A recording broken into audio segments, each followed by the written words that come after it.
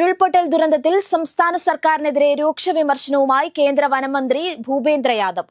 അനധികൃത കയ്യേറ്റവും ഖനനവും അനുവദിച്ചതിന്റെ ദുരന്തമാണ് വയനാട് നേരിടുന്നതെന്നാണ് കേന്ദ്രമന്ത്രിയുടെ കുറ്റപ്പെടുത്തൽ. പ്രാദേശിക അനധികൃതരുടെ സഹായത്തോടെ ഇവിടെ അനധികൃത കയ്യേറ്റവും ഖനനവും നടക്കുന്നുണ്ട്.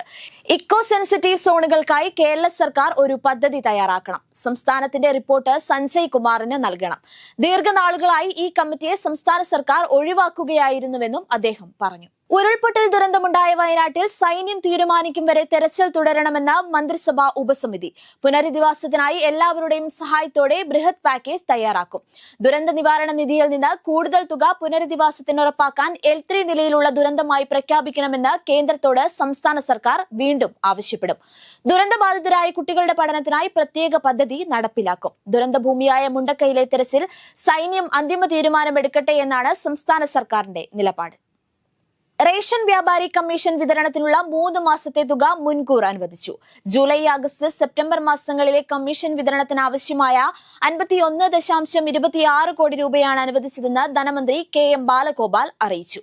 ദേശീയ ഭക്ഷ്യ നിയമത്തിന് കീഴിൽ കേന്ദ്രവിഹിതമായി ലഭിക്കേണ്ട 92 കോടി രൂപ കുടിശ്ശികയായ സാഹചര്യത്തിലാണ് കമ്മീഷൻ വിതരണത്തിനുള്ള തുക മുൻകൂറായി ലഭ്യമാക്കുന്നത്. തിരുവനന്തപുരത്ത് 3 പേർക്ക് അമീബിക് മസ്തിഷ്ക ജ്വരം സ്ഥിരീകരിച്ചു. രോഗം സ്ഥിരീകരിച്ച 3 പേരും തിരുവനന്തപുരം മെഡിക്കൽ കോളേജിൽ ചികിത്സയിലാണ്. അതേസമയം കഴിഞ്ഞ മാസം 23-ന് മരിച്ച യുവാവിനും രോഗം സ്ഥിരീകരിച്ചിട്ടുണ്ട്.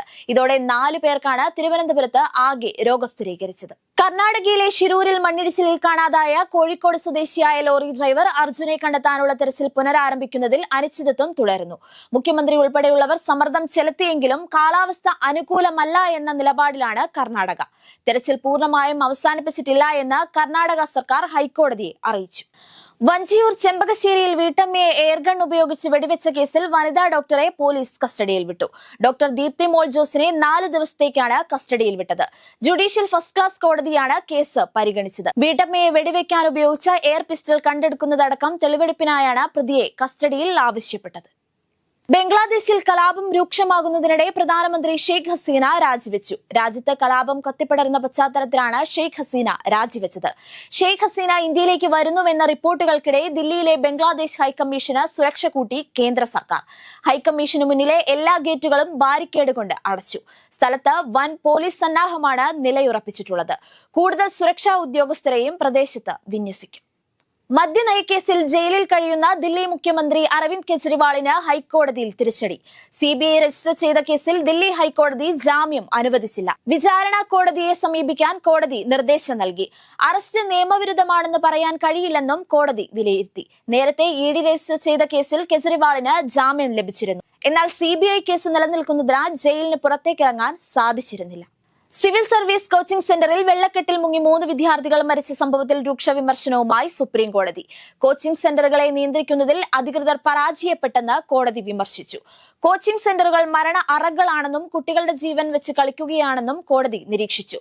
സ്വമേധയാ കേസെടുത്ത കോടതി കേന്ദ്ര, ഡൽഹി സർക്കാരുകൾക്ക് നോട്ടീസ് അയച്ചു. ഒളിമ്പിക്സ് ടേബിൾ ടെന്നീസ് വനിതാ ടീമിനത്തിൽ ഇന്ത്യ ക്വാർട്ടർ ഫൈനലിൽ. റുമാനിയെ 3-2-നാണ് ഇന്ത്യ തോൽപ്പിച്ചത്. മനിക ബത്ര 2 സിംഗിൾസ് മത്സരങ്ങളും ശ്രീജ അഗൂല, അർച്ചന സഖ്യം ഡബിൾസ് മത്സരങ്ങളും വിജയിച്ചു.